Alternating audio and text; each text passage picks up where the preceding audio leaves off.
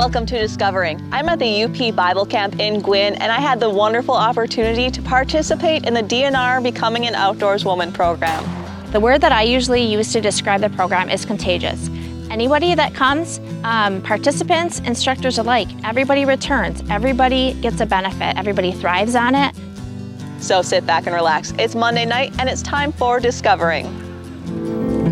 The secret streams that flow beneath the cliffs of colored stone, forests thick and healthy with birch and pine and oak, surrounded by the greatest lakes this world has ever known. The black bear's awesome presence as he roams the hills and fields, call of the timber wolf, the loon's lonesome trill, the eagle soaring high above, the trout lies deep and still. These are what I treasure, the only way I measure feelings that I have for this fine land. There is so much to discover when you're a long-time lover of northern Michigan.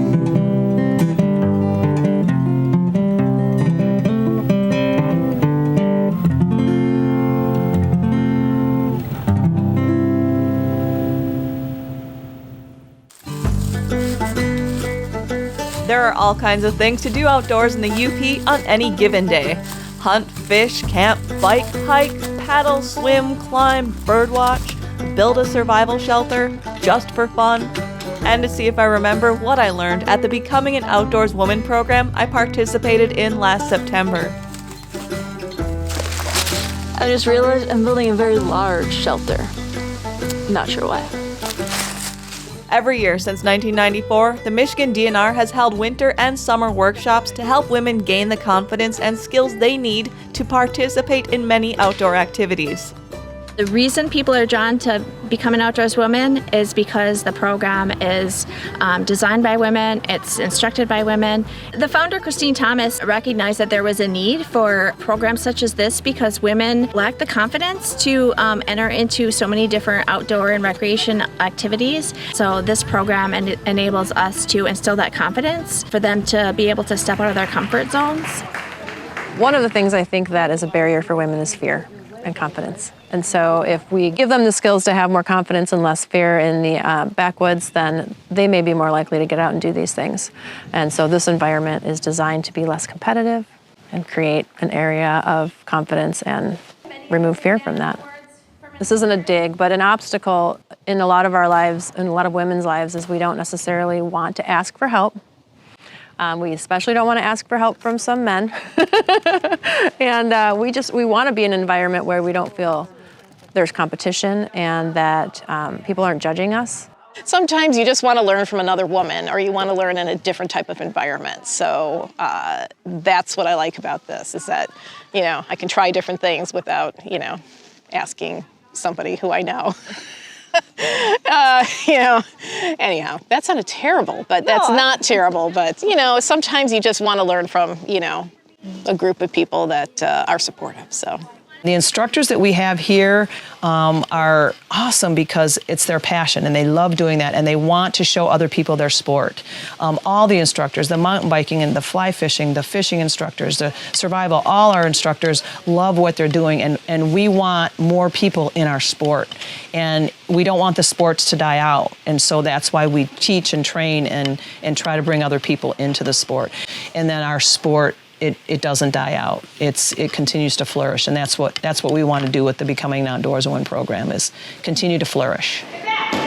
The Become an Outdoor Woman program, it's a very unique program. It's a great program that the department offers, and I highly encourage, whether it's a mother and a daughter or just friends, to just get out and feel comfortable doing things outdoors. More than halfway. In a normal year, the BOW event is held in the summer, but this year it was in the fall at the UP Bible Camp in Gwin. This is actually our first event that we held here due to, the world right now in COVID. We had to find an alternative location, and I was told about this place, and we are just amazed. This is just beautiful. The accommodations, the service, the food, the environment itself is so welcoming.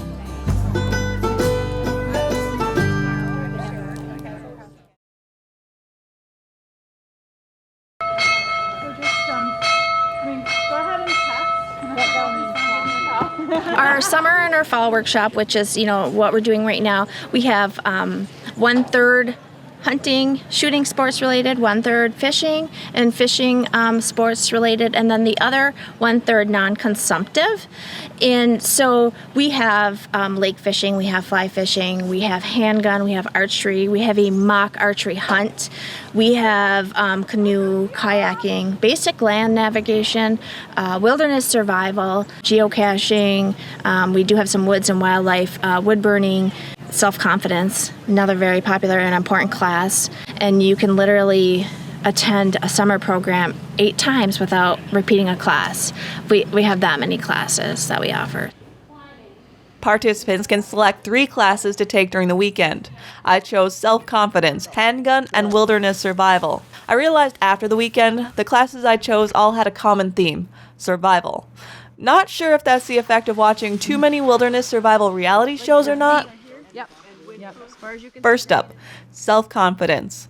It's more like self-defense, except for they teach you to not put yourself in the situation where you need to defend yourself. If someone's down like this, you're not very big. You're meek, but if you're standing up, you're confident. You present a bigger target in a way, a more formidable foe. It's important because we're seeing more women to get in the outdoors, and I think for them to be comfortable doing that, they need sometimes may need some more, confidence or just some things to think about while they're out in the woods. Like anybody, you never want to put yourself in a bad situation. So this class does as a good idea, and not really making you a martial artist or a professional fighter, but it gives you some of the skills in a situation and you need to fight to get out of it.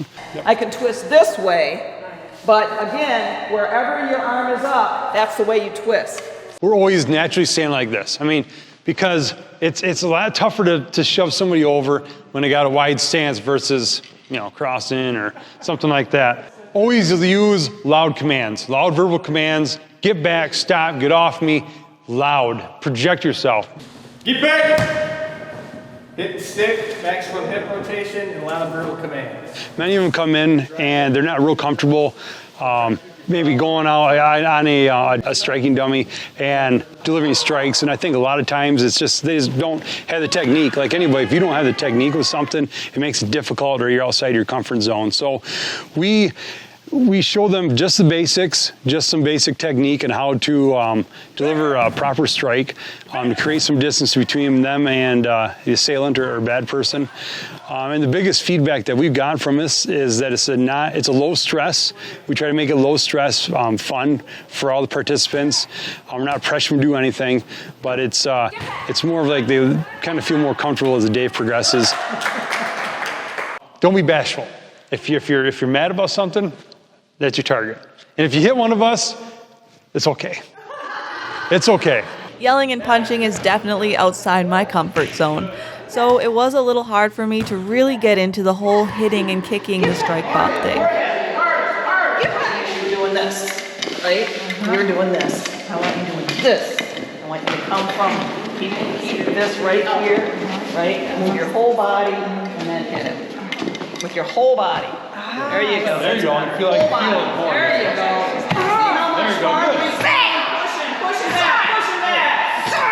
By the end, though, it seemed like everyone in the group was gaining some confidence in their ability to punch and kick their would-be attacker.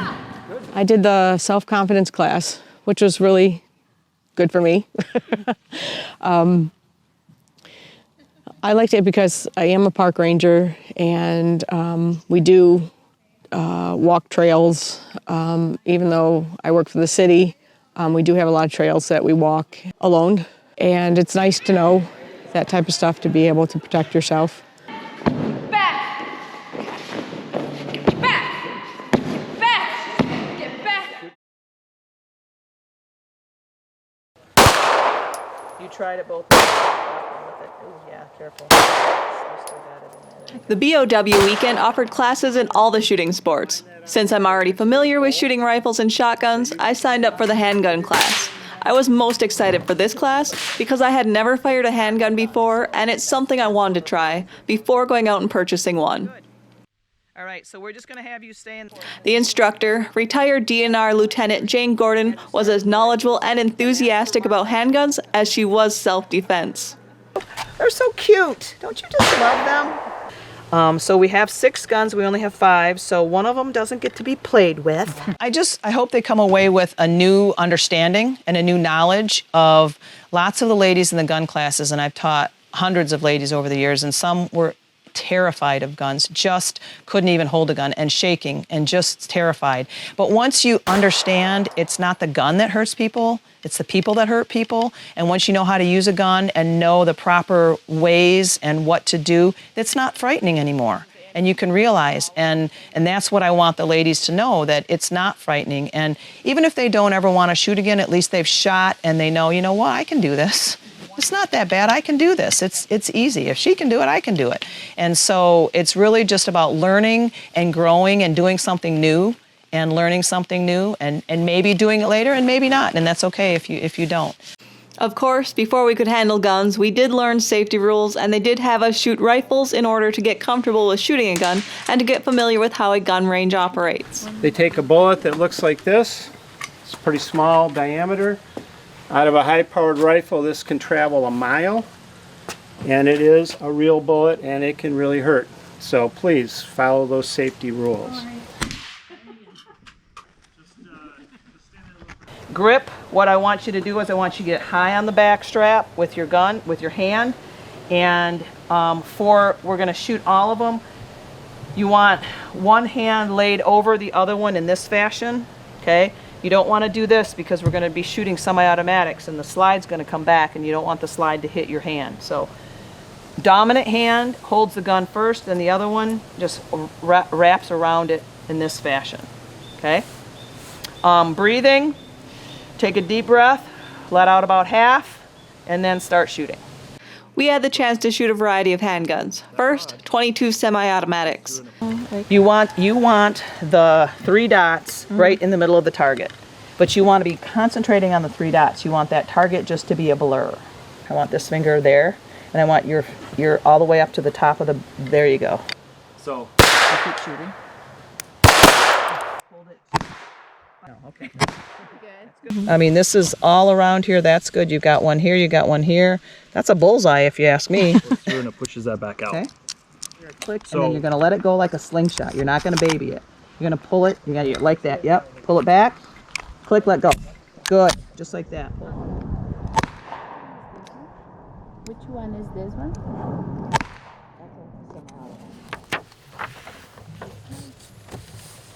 So these are all 38s. They're all revolvers. As you can see, they revolve.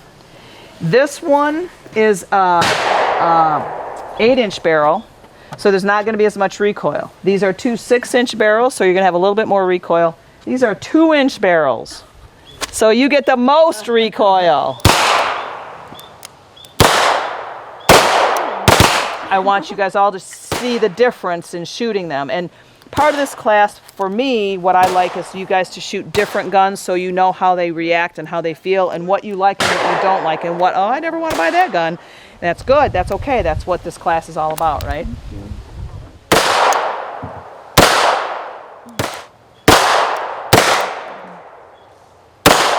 After we shot 38 revolvers, we moved on to 9mm pistols. That's the safety right there. The gun will not fire unless you're holding it properly. Isn't that cool? Yeah. I mean, pull it back, hear the click, and let it go. Don't baby it. I didn't hit the target with a 9mm, but I can see a handgun purchase in my future.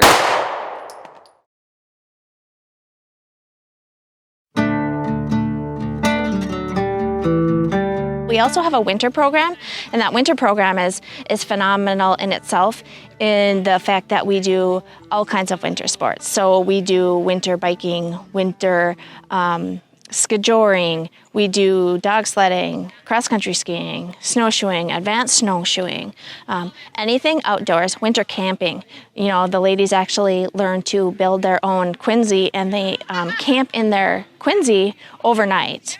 It's pretty amazing experience for them. As we mentioned, there were a ton of workshops to choose from, and I only really got to see 3 of them. So I talked to a few other participants about their experience in some of the other classes to see if I'd want to take those in the future. Out of all of the class, wood burning this year, but 2 years ago, I tried kayaking. It was challenging, but it was fun, and it was cold. It was Lake Superior, so it was really cold. But out of all the classes I've ever taken, it's been wood burning. Archery, so which I really enjoyed, and I think I want to pick that up. So it was more kind of positioning in your body stance, more so than hitting the target, which was a goal, obviously. But if you hit everything in the same spot, no matter where you're hitting the target, you could eventually fix that and move it to hit the middle. So, and I did get one near the middle, so progress. I'd say I learned something from each one of them. I learned a lot about being aware of your surroundings in the self-confidence class. And the compass is a tool I never knew how to learn and use until the navigating class. And the wilderness survival class, I guess the most exciting thing was I learned how to start a fire. Yeah, exactly. Oh, we got it! All right! I just had to air it out more. Wilderness survival is key to developing women's confidence to do all sorts of recreational activities. So that is a very popular class. This class, we spend the first third of the class talking about wilderness survival kits and what you need to put in it, how you prepare for a trip. Fill it up with your contaminated water. The filter's built in. Screw the filter on. And then the second hour is about fire building, fire starting. Building a fire when you're in an emergency situation, you want to have something that's going to be easy to use, that you know how to use, and ideally something like this because it's going to burn for a long time. A little bit more of an angle like that. Like that? Oh, yeah. Oh, okay. I forgot that part. Oh, there it was.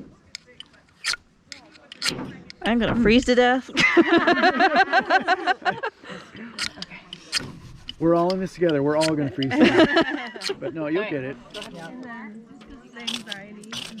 There you go. You're going to start with the smallest and the finest stuff first. And then as that starts to burn, you're going to work your way up to the bigger materials until you're finally adding things like this in bigger for your main fuel. And then the third one is building wilderness shelters out of debris. We're looking for a really long, somewhat straight log or... Gee, Tara. Yeah. Does anyone see something like that? Anybody?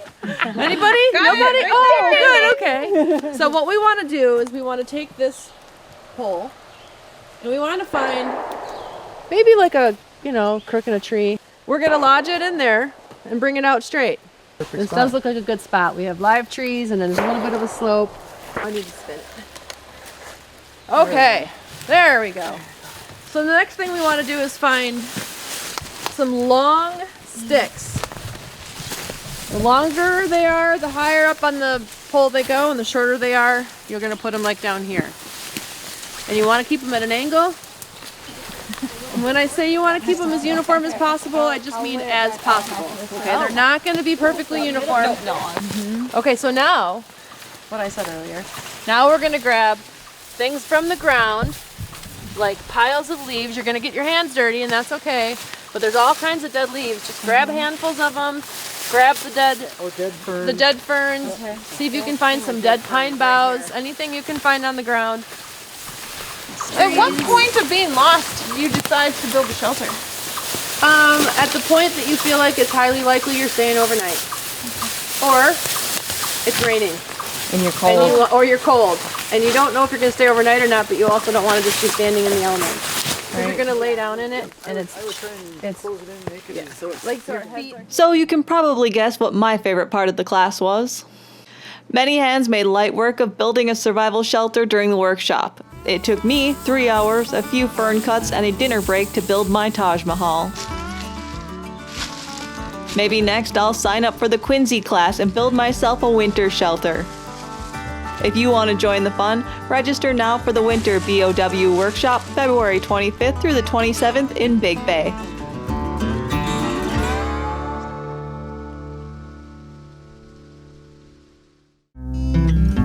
Well, that's it for this week. Be sure to check out 906outdoors.com, where you'll find the 906 Fishing Report, TV6 weather, shopping, and more. Thanks for watching, and I hope to see you next week, right here on Upper Michigan's very own Discovering.